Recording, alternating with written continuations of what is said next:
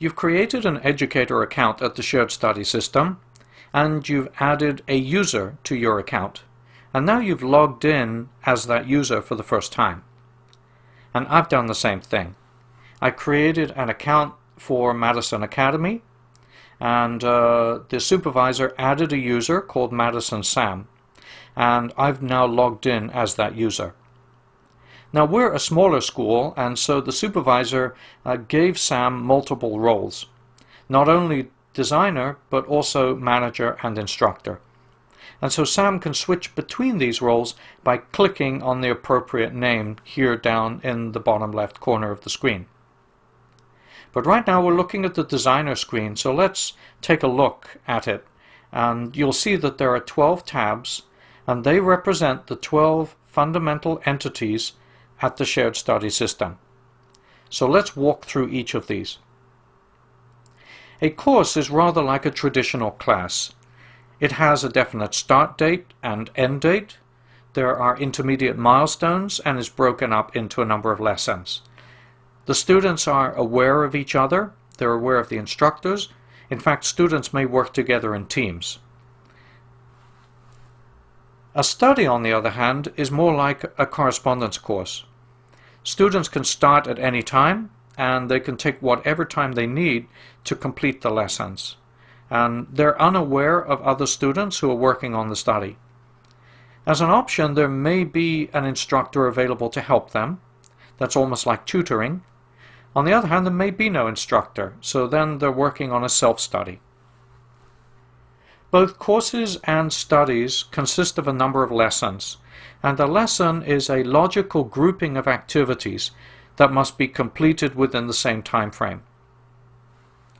Lessons may be completed in sequence, in parallel, or however the designer sets up the course.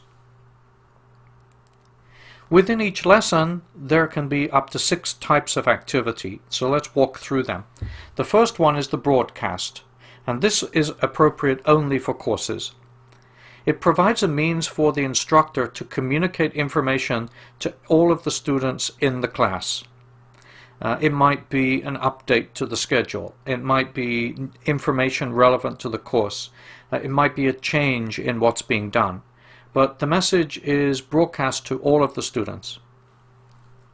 Next is the discussion. And this is a multi-way conversation in which everyone in the class can communicate and join in and learn. And this is where students really can get to grips with the subject at hand. They can ask questions. They can challenge assertions. They can build on ideas of others. And to some extent they can collaborate as they learn. A project is an activity where the student must go do something and create a document and then upload that document to be graded by the instructor. It might be a lab report or a research report, or it might be a video file that the student created. A task, in a sense, is similar. The student goes and does something, but this time there's no document to upload. So a task is a placeholder and allows you to create blended courses, linking the online course with an on-site traditional activity. For example, a student may have to give a presentation in front of the rest of the class, or maybe perform with a musical instrument, or engage in a conversation in a foreign language. And so the instructor will be present when they do this and can add a grade into the course using the task. In a quiz, a student can learn information by rote, and these are facts that they will learn by taking a quiz over and over again. And they can take as many practice attempts as they wish, and when they're ready, take their one graded attempt. So typically in the quiz, which consists only of multiple choice questions that are graded automatically by the system, there might be a large test bank of questions, and on each attempt the student will see a different set of questions. An assessment, on the other hand, contains more essay-style questions, and the answers will be manually graded by the instructor. Different questions may have a different weight, some being more important than others. And in fact, rather than question, we tend to use the word directive, because it might be the student is directed to write on a particular subject rather than answer a particular question. So these are the 6 activities, and the text within these activities, for example the instructions, or maybe a quiz question or a directive within the assessment, they can include references to 3 types of things. The first is a file, which could be a Word file, PowerPoint file, a spreadsheet, or even a video of a lecture. And the student in the classroom can click on this name and they will see the file and its contents. The second type of reference is a link to a website. And here, if you add such a reference, when the student sees it in the classroom and they click on it, up will pop a new window with that website.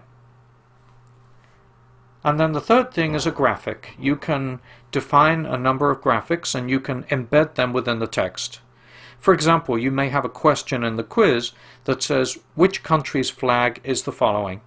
And then underneath that text, you will have included the graphic of the appropriate flag. So these are the 6 activities, the 3 references, and the course, study, and lesson, the 12 fundamental entities within the shared study system. Now it's very important to realize that these entities are self-sufficient. You can create them as standalone entities. So for example, I can click on discussion, and at that screen I can create an independent discussion. Or I can click on the project tab and create a project independently. And then only when I'm ready would I include those activities in a lesson. So I would click on the lesson tab and then import the activities into the lesson. And then I would go to the course tab and import my lessons into the course. So here I'm working from the bottom up. I would define references within activities, within lessons, within a course or a study. On the other hand, I can work top down. I can create a new course, and within the course add lessons, and within the lesson add activities, and within the activity include references. It's totally up to me how I work, but each of the entities are independent, and I can import one into another, and I can export them so that they stand alone. That means that I can reuse my activities in multiple lessons, reuse lessons in multiple courses.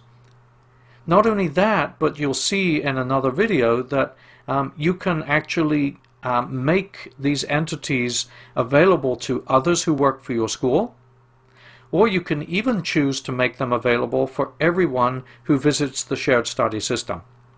And of course, you're then able to import material that others have created.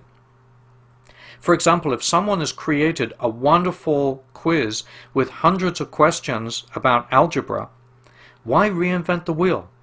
You can choose to import their quiz into one of your lessons, just as they can choose to import a quiz that you've created into one of theirs, provided of course that you've chosen to give them permission to do that.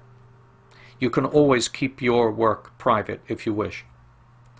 So this at a high level explains the different entities within the shared study system and how you can build courses and studies for your students.